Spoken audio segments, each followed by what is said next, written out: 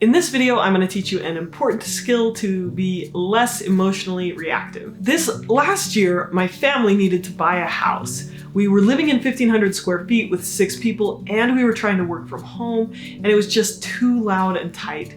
So we looked at homes for over a year. We carefully saved up and considered our budget, and we finally found a home that was perfect for us. So we put in an offer. But the market was really high and mortgage rates were really high. And even though we knew that we could afford it, after we went under contract, I felt so scared that I was almost sick to my stomach with anxiety.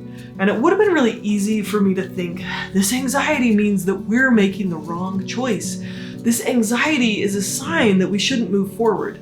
Or if I feel this way, it must mean that we need to back out of the contract. But I knew this would happen, that I would feel this way before we went under contract. Before we submitted our offer, I told my realtor, you need to text me every day until we close.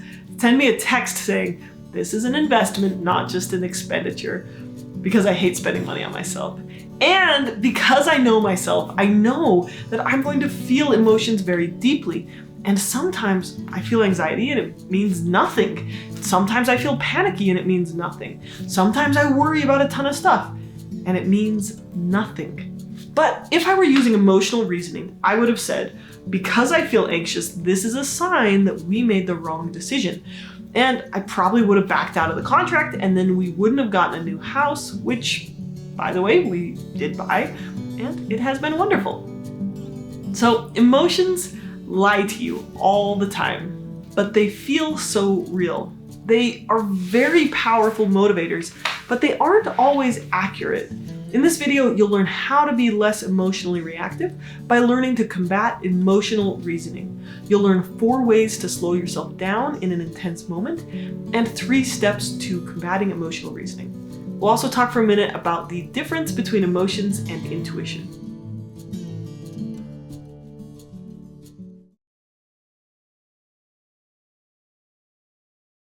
Okay, so what's emotional reasoning?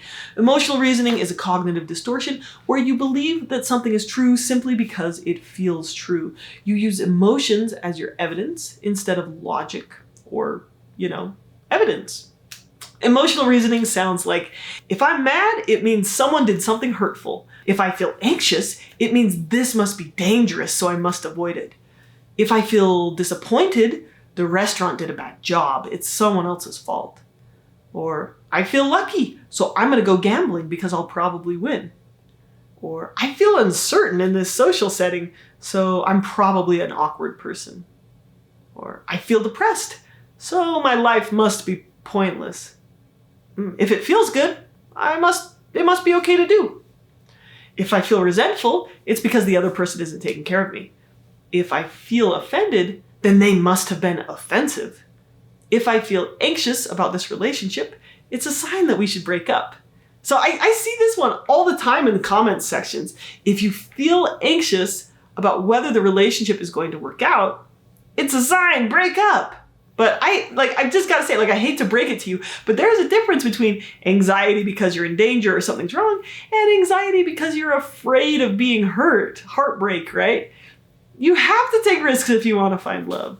Okay. So off of that side tangent, sorry. Emotions are big, loud chemical releases in your brain and body that are fast and imprecise. If I hear a rattling in the rocks near my feet, I'm gonna jump first and check to see if it's a rattlesnake later. Emotions are like a smoke alarm. It's better if they're loud and too reactive, just in case there's a fire, than being quiet and slow and very accurate. Right? Emotions serve a function to keep us alive. Even though emotions are so strong and so personal and they feel so real, emotions just are frequently inaccurate. Emotions also impact our attention. They make us pay more attention to similar things. So if I'm feeling sad, I'm going to pay more attention to sad things. If I'm feeling anxious, I'll pay more attention to frightening news stories. And this makes it difficult to tell the difference between feelings and reality. But when we fuse a feeling with a belief, like, oh, if I feel it, it means something, that's emotional reasoning, and it often leads to poor decisions. Now, in DBT, they describe the different parts of us as emotional mind, rational mind, which is logical but can sometimes be too cold, rigid, or serious. And wise mind, that's the part of yourself that considers all the factors and makes a good and balanced decision. Okay, so emotions are often inaccurate and they're big and loud. But what about intuition? What about our gut feeling? Should we just ignore that? I think we all have deep wisdom gained by experience that shows up as intuition. And we can't quite explain a reason or logic behind a decision, but we have a deep sense that something is wrong or something else is right. Now, while your intuition comes from subconscious knowledge, intuition is different from feelings. And here's how I would describe the difference. I would say intuition comes with a quiet sense of confidence, a discerning between light and darkness, and a drive toward action. So like, oh, I feel like I know what I should do to make this situation better. On the other hand, emotions are rash, loud, sloppy, and impulsive. Intuition may urge you to move quickly, but it's with certainty and skill instead of like flustering and brashness. So even if I'm in danger and I feel a little twinge of fear, intuition is going to lead me to decisive action to escape that danger. Whereas an emotion like anxiety might make me shaky, confused, or impulsive. And I do think this is like a complicated thing, right? It takes careful retrospection and experience and careful considering to learn to tell the difference between emotions and intuition. But regardless, if you want to be less emotionally reactive, you've got to learn to slow things down. Slow it down. Between stimulus and response, there is a space. And in that space lies our freedom. So when you feel a big feeling coming on, do everything you can to pause. Shut your mouth. Like, hold on for a second. Take a breath. Count to 5, count to 10 before saying something. There's another thing that I've heard people say, which is halt. Never make a big decision when you're hungry, angry, lonely, or tired, right? This is when we're more emotional, less logical.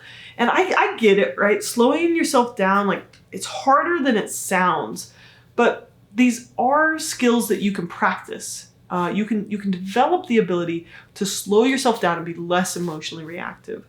So that's the first step.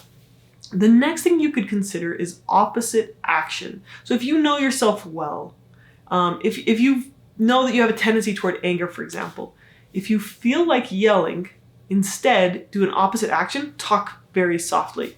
If you feel like avoiding something, stay where you are or approach it. Do the opposite action instead of acting on your emotional reasoning.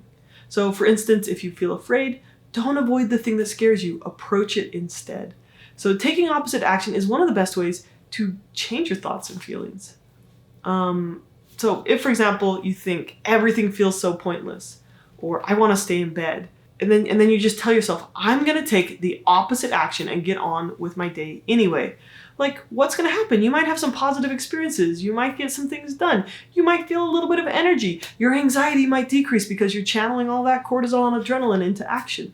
So taking opposite action can be really helpful if you know that you have a tendency toward emotional reasoning and emotional reactivity. Okay, third thing is to get good at predicting your emotional triggers. So explore your triggers so that you can make a plan for how to handle them.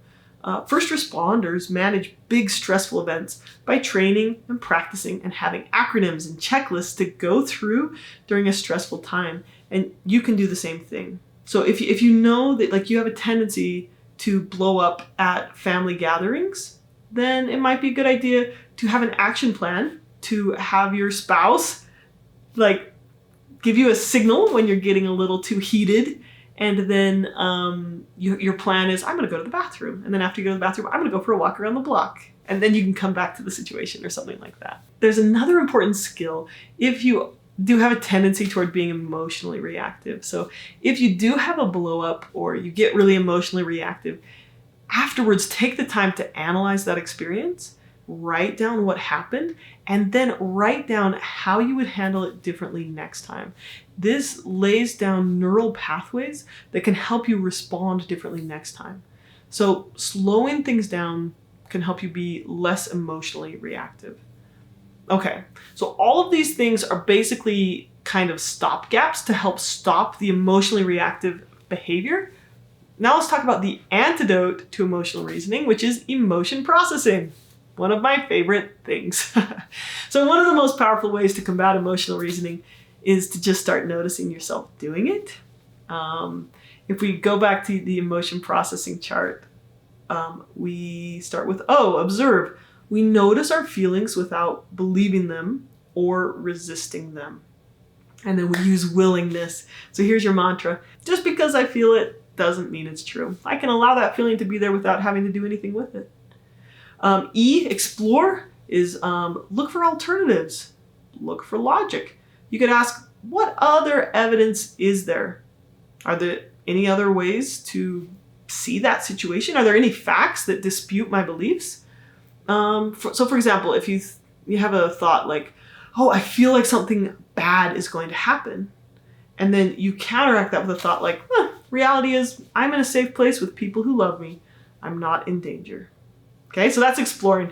And usually with exploring and emotional reactivity, you're looking for alternate evidence. So if I feel like everyone's being mean to me, I would look for examples of people who were all nice to me. If I feel like everything is awful, I'd look for something to be grateful for. And that's why those kind of behaviors can be so helpful. They combat that emotional reasoning. Okay, then we're on to C, choose, clarify, and then A, which is act. So we're choosing to act based on our values. So you make a choice based on what is most important to you instead of acting rashly on your emotions. When it comes to anxiety, people with anxiety often believe that if they feel anxious, it means that whatever is making them anxious is bad or dangerous and that they need to avoid it. All of that stuff, that anxious feeling and the belief, I feel anxious, this must be dangerous, that's all fused together. To be less reactive, you have to be able to say, I feel anxious, but this feeling doesn't necessarily mean something. So we observe our anxiety. I notice I'm feeling anxious about buying this house. Is this a sign that we shouldn't do it? And then we explore the facts. Can we afford it? Yes. Is there any reason to believe that the markets will improve if I wait? Not really. In the long run, what's best for my family, right? This is what I value.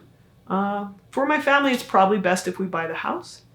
And normalizing these feelings. It's normal to feel some anxiety when making big decisions. I'm going to choose to move forward, even with this feeling of anxiety. Let's look at anger for a second. Anger is another hot and fast emotion that shoots first and asks questions later.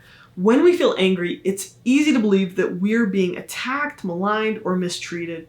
We use anger as the reasoning for why we need to act out. Sometimes anger falsely convinces us that it's someone else's fault, and we have no responsibility in the situation. Let's use an example of someone we'll call Alex. Alex says, I feel so angry every time I think about my coworker Sarah getting the promotion instead of me. It just proves that she's manipulative and that the bosses favor her over me. Jordan says, have you considered that maybe she was promoted based on her qualifications or accomplishments? It doesn't necessarily mean that she's manipulative or that the bosses favored her. No, I just know it. I feel so angry and betrayed when I think about it, so there must be something unfair going on. My feelings wouldn't lie. Right? In this example, Alex is using emotional reasoning by assuming that because they feel anger and betrayal, it means there's an inherent unfairness or manipulation involved in Sarah's promotion. They're letting their emotions dictate their perception of reality rather than evaluating the situation objectively. So first, observe. Alex would say, I feel really angry right now. I'm upset that I didn't get that promotion. I'm noticing that I'm thinking it's unfair, and I'm having thoughts like, Sarah is manipulative. Second, explore. Are these beliefs true? Is there any other evidence out there? Well, I have been showing up late to work a lot lately, and I didn't finish that last project on time. Maybe she was promoted because she did finish her project on time. Third, what would be helpful? What actions do I value? Well, I'd like to get promoted, so maybe I could talk with the boss about what I could do to perform better, and I can put more effort into being on time. Also, if I really do believe that the boss is unfair, being really angry probably won't make me happier. Maybe I need to get a new job or some new skills so that I can get a new job. So in this situation, emotional reasoning made Alex feel helpless and angry, but when they processed their emotions, they got some ideas of helpful actions they could take. If we want to have the freedom to live the life we value, if we want to be intentional and have the power to choose our path of happiness, we need to be able to incorporate these 3 different sources of information: our emotions, our logic, and our experience, and then slow ourselves down enough to see things clearly. Then when we know what we really care about, we can make choices to line our life up with our values. This is emotional intelligence. It's the ability to separate our choices from our thoughts and our feelings. Okay, I hope this was helpful. Thank you so much for watching, and take care.